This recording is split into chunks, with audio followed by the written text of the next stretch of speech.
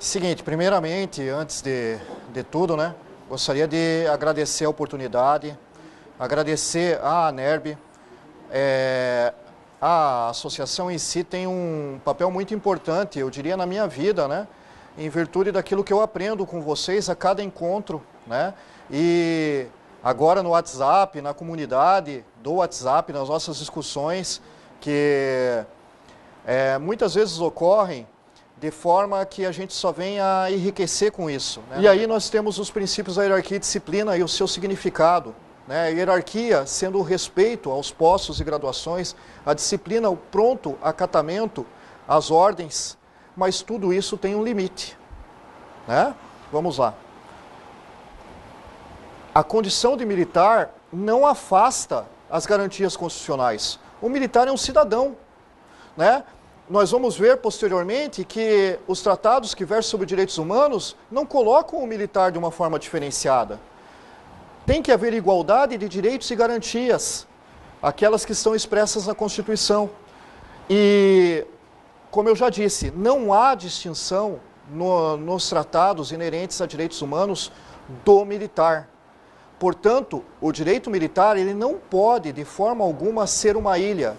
O militar não pode ser tratado de forma diferenciada. Citando um exemplo, na semana passada eu fui trabalhar junto a um inquérito policial militar, cheguei ao encarregado e solicitei vistas do processo. Ele não queria me ceder sequer vistas, por achar que aquele processo era inquisitorial nos dias de hoje. Aí, enfim, eu não discuti com ele, fui no comandante dele, conversei, expus a situação, o comandante dele o chamou na sala e aí foi me dado vistas ao processo. Mas isso no procedimento. Mas agora, em 2014, tal situação, me chegam militares, enfim, me contando e comprovando tais fatos, que vai pedir cópia de processo disciplinar para se defender. Ah, não, desde que o senhor me faça uma parte, aí eu lhe dou cópia. Absurdos como esse ocorrem no dia a dia. Não é algo que é esparso. E nas discussões que a gente tem com outros profissionais de outros estados que trabalham na defesa de militares, essas reclamações chegam constantemente. Então não é somente necessário, não, nós vamos mudar amanhã para uma nova lei, para um código de ética a nível nacional. Mas as práticas também devem ser mudadas a nível de corporação. Os regulamentos disciplinares draconianos, não somente o RDE. O RDE, ele traz, por exemplo, no seu anexo 1, lá no item 23, uma posição extremamente genérica, aonde que qualquer um pode ser ali, enfim, administrativamente processado. Não ter preparo próprio, não ter o zelo, né, para com seu comandado. São significados extremamente amplos e faz com que, de repente, qualquer fato que o militar venha a praticar seja considerado um ato de indisciplina. Não há uma previsão de pena. Então, a dosimetria da pena simplesmente vai ao bel prazer da autoridade que vai aplicar a punição. Fora que também ele foi imposto mediante um decreto-lei, o que vem a ferir o princípio da legalidade. Aí pode passar, por favor. Nós temos o conceito de devido processo legal e a necessidade de sua observância dentro de um conjunto de regras que devem ser regidos, né, de uma forma a ser seguida, de uma forma a contemplar ao policial militar, ao policial e bombeiro militar, uma série de medidas que venham a buscar a defesa desse profissional.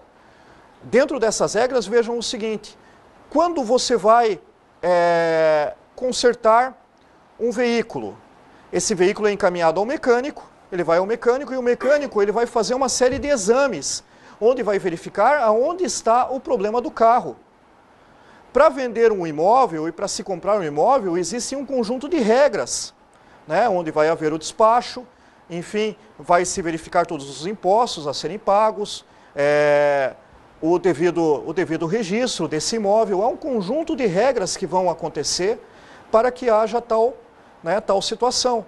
Da mesma forma, com relação ao direito administrativo, não pode simplesmente o encarregado do processo chegar com um conjunto de papel e entregar ali e, olha, se defenda. Aí você vai ver esse conjunto de papel, tem uma acusação contra você, folhas não numeradas, remetendo a uma sindicância, a qual você não sabe nem aonde está.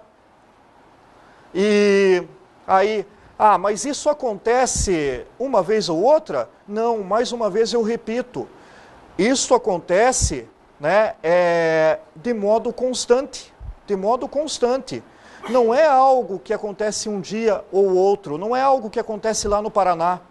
É só nós buscarmos as discussões nos sites especializados, buscarmos discutir com os nossos companheiros aqui, e isso nós vamos observar que é realidade.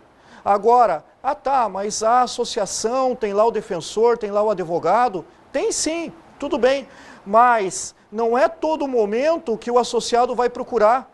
Não é todo o associado que tem condições de ir procurar uma entidade. Muitas vezes ele está lá no interior do estado, está num lugar totalmente distante e ele é vítima desse conjunto de situações, né? Então, a aplicação do devido processo legal, de um conjunto de regras que vai lá desde o início do processo até o seu final, com a devida tomada de ciência do acusado, se ele foi ou não punido, né, deve ser aplicado. E os princípios que compõem este super princípio da Constituição, que é o devido processo legal. Vamos, por gentileza. Primeiramente, o princípio da legalidade e da tipicidade. E a ofensa do RDE, do Regulamento Disciplinar do Exército, ao disposto no artigo 5º, inciso 56 da Constituição Federal. O RDE é um decreto-lei, né? E sendo um decreto-lei, ele não passou pelo crivo do Legislativo.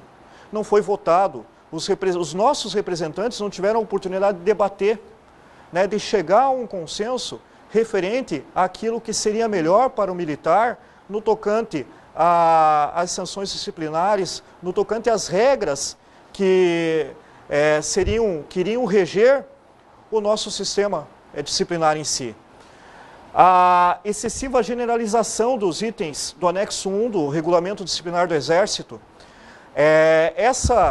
essa generalização, ela vem e podemos observar nos mais variados itens. Eu citei anteriormente o item 23, mas se a gente buscar o item 9, o item 7, que diz respeito ao desrespeito de normas e regulamentos, que normas são essas? E muitas vezes não vêm as normas escritas no interior do processo disciplinar sumário. E aí? Então, estes itens do anexo 1 do RDE, e que muitas vezes eles são transferidos nas leis aí pelos mais diversos estados, elas vêm a aferir a tipicidade e colocando de modo aberto essa situação. Mas quando se fala em princípio da legalidade e tipicidade, se fala assim em direito penal? Não. Se fala também em direito administrativo, que é o caso em questão. Além do que, vejam o seguinte, hoje, e quiçá futuramente não mais, o direito administrativo disciplinar que nós somos regidos, vem a ensejar em prisão disciplinar e, acima de tudo, em modo geral, em restrição de liberdade. Ensejando nisso, torna o fato mais grave em si. A prisão é de 2 dias, é 1 dia. A detenção, o sujeito vai ficar lá no quartel, tranquilo, numa boa. O que isso não acontece porque, enfim, o sujeito é escalado da mesma forma, né? E às vezes até de uma forma diferenciada. Mas Vejam os senhores, o prejuízo é o mesmo, a humilhação é a mesma, o sentimento de revolta é o mesmo. Então não interessa se é uma restrição de liberdade de 1 dia, de 2, o período que seja ou aonde quer que seja, é restrição de liberdade. E é algo que tem que ser tratado de uma forma muito séria. Restringir a liberdade de alguém é algo muito sério. Por favor. Os conjuntos dos princípios da ampla defesa e do contraditório, a ausência de defesa técnica em que pese a súmula vinculante número 5, né, que diz que não é necessário a defesa técnica em processos administrativos, né? Mas, mais uma vez eu digo, no nosso caso, a punição disciplinar enseja em restrição de liberdade. É muito importante a gente verificar tal situação.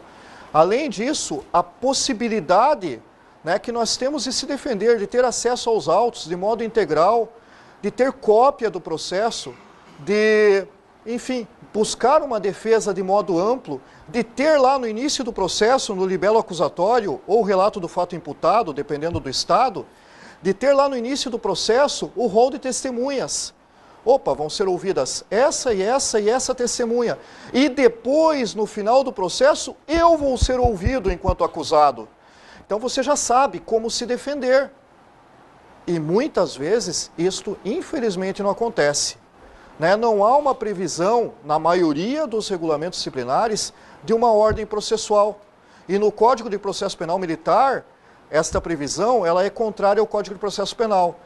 E embora os juízes militares já aplicam o que é previsto no Código de Processo Penal quanto à ordem das oitivas, como não está previsto lá no Código de Processo Penal Militar, aí chega no processo administrativo, no FATD, no Formulário de Apuração de Transição Disciplinar, ou no processo disciplinar sumário, conforme cada estado aplica, aí vem, como não está previsto nada, como a aplicação subsidiária do Código de Processo Penal Militar prevê outra coisa, o encarregado vai lá e vai te ouvir em primeiro lugar.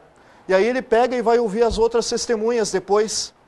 Né? E daí, ó, mas falou diferente aqui, ó. E cadê o teu direito à ampla defesa? Né? A inquisitoriedade da sindicância. A sindicância ela é tratada enquanto uma peça inquisitorial. Tem situações no meu estado em que há ausência de sindicados, então não tem como se indicar quem o fez, então ali vai se apurar o fato, de repente aponta-se alguém. Aponta-se alguém. Ah não, fulano é o que supostamente cometeu a transgressão disciplinar. Mas aí o fulano não passa a condição de sindicado. E ele não tem direito à defesa naquele momento. Por quê?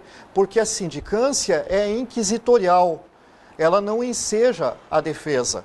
Aí sequer ele é avisado, a sindicância é encaminhada e é aberto um processo disciplinar contra ele. Mas aí o sujeito já está processado. Ou senão a sindicância vai, né, para a auditoria militar e o promotor oferece denúncia por entender que há possibilidade da prática de um crime militar. E aí? Será que de repente, no momento da sindicância, quando o sujeito ele já está na qualidade de sindicado, se ele tivesse a oportunidade de se defender, de produzir provas, será que o fato não poderia ser diferente? O contraditório, né? Ter o prévio e amplo conhecimento da acusação. Do que eu estou sendo acusado? Qual é a prática em si? O que eu vou ter que contraditar? E a confusão da figura do encarregado e da autoridade competente do processo. Isso só acontece na Polícia da França, não acontece aqui. Né? Veja lá, chega ao conhecimento do fato ali, uma situação extremamente grave que o Arimateia aprontou. O Arimateia está vestindo azul hoje, né? E o comandante dele, não, ele tem que só vestir preto e branco. E daí chega uma denúncia, vestindo azul e tal, e eu quero o couro desse cara. Tá aqui, encarregado, por favor. Isso não acontece lá na França. Aqui não, né? Então, a confusão da figura do encarregado, muitas vezes, com a autoridade competente do processo, aquela que vai julgar.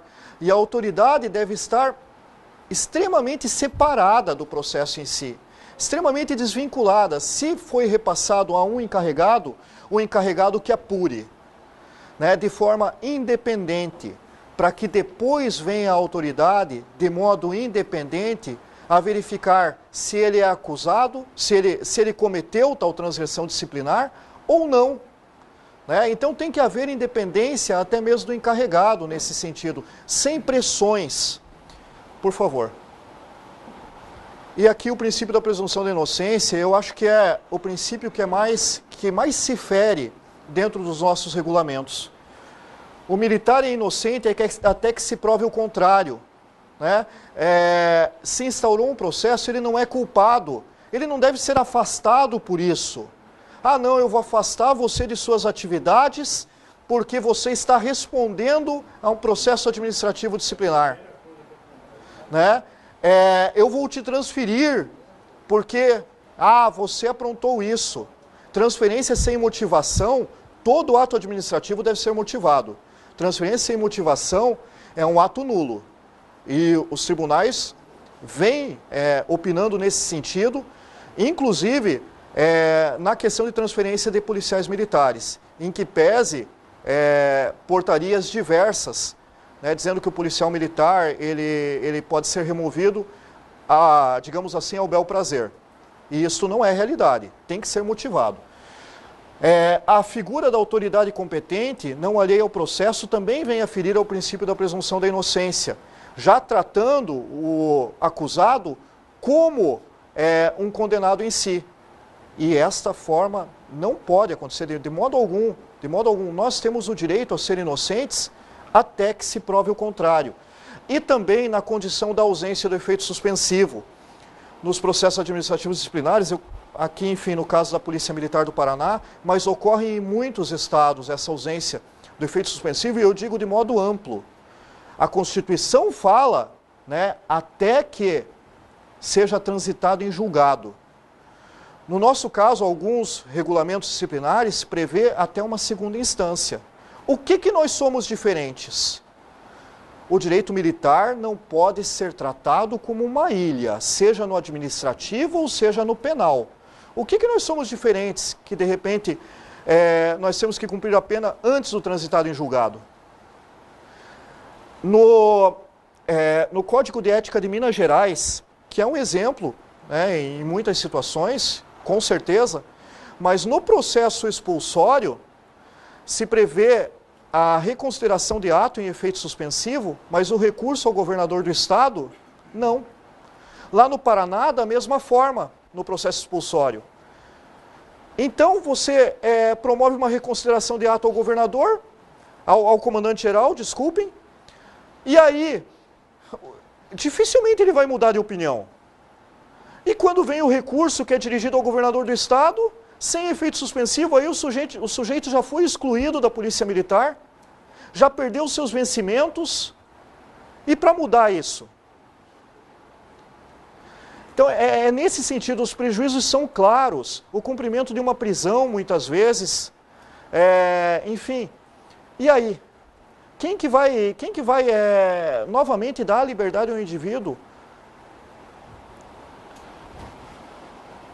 E, por último, o princípio da proporcionalidade e da razoabilidade, né? Colocando que a discricionalidade no direito administrativo disciplinar, ela é extremamente excessiva, levando até condições, muitas vezes, de se analisar processos administrativos de modo contrário àquelas provas que são nos autos.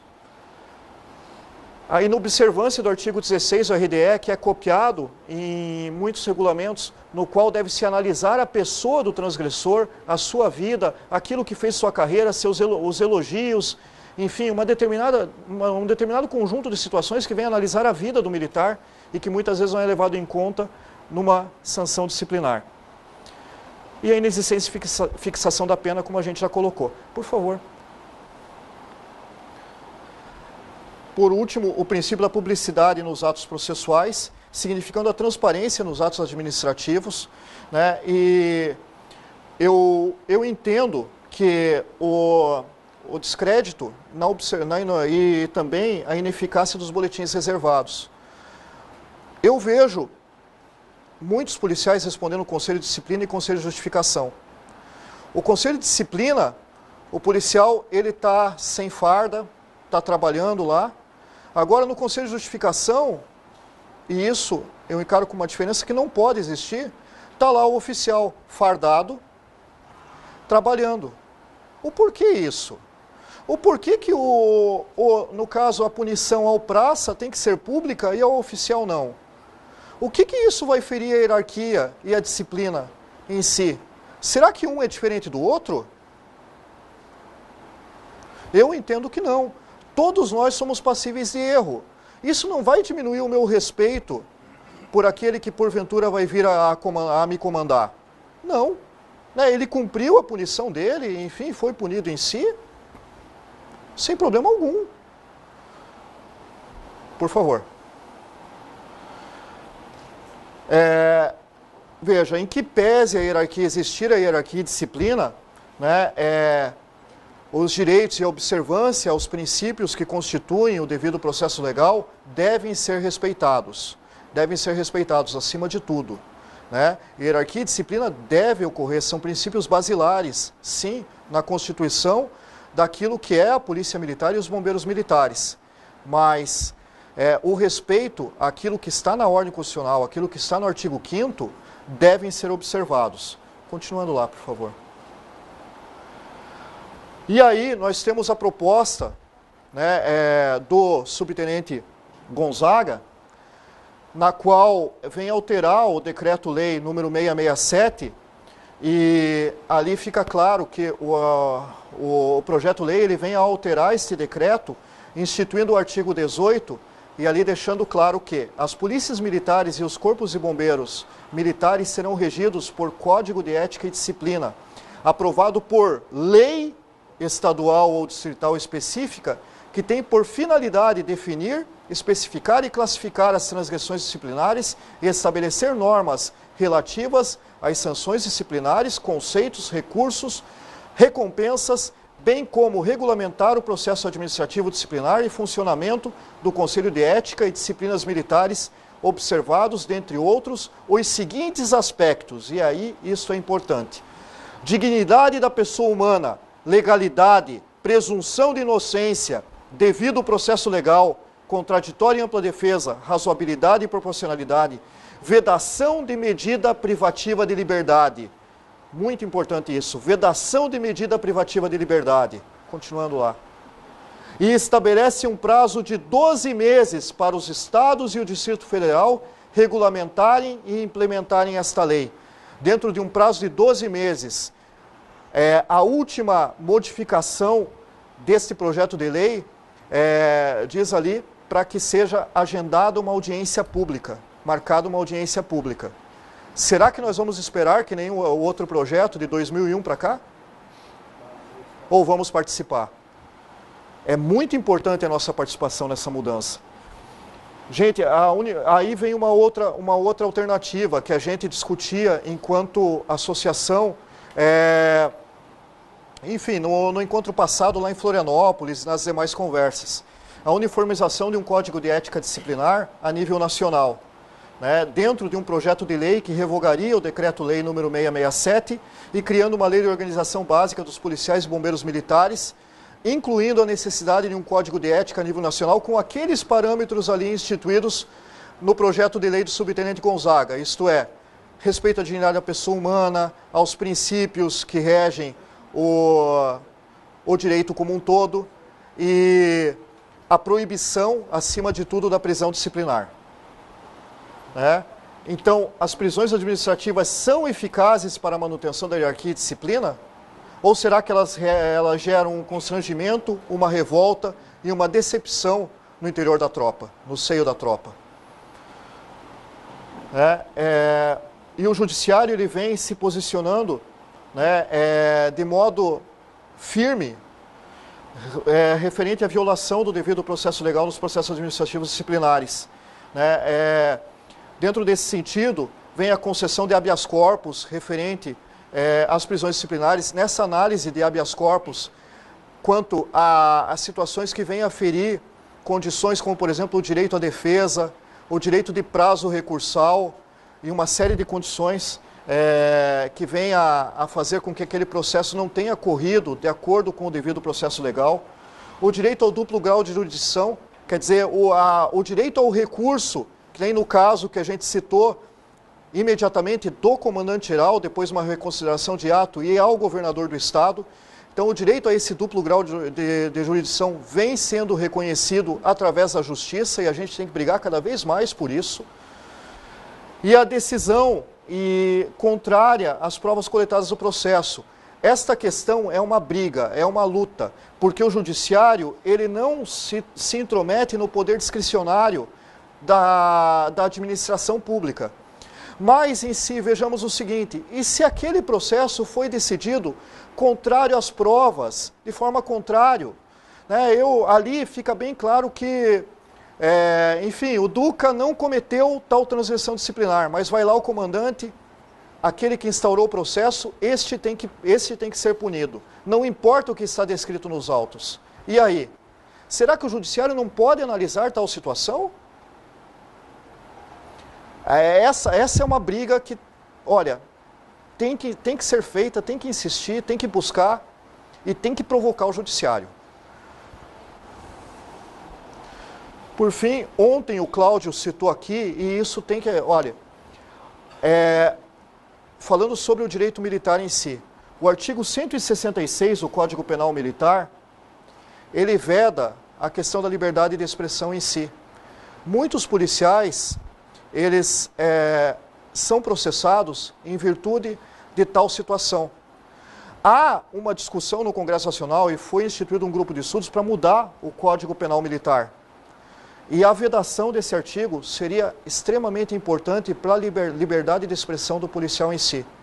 Tá? Se eu não tivesse saído da Polícia Militar, eu teria sido processado por ter feito a seguinte alegação.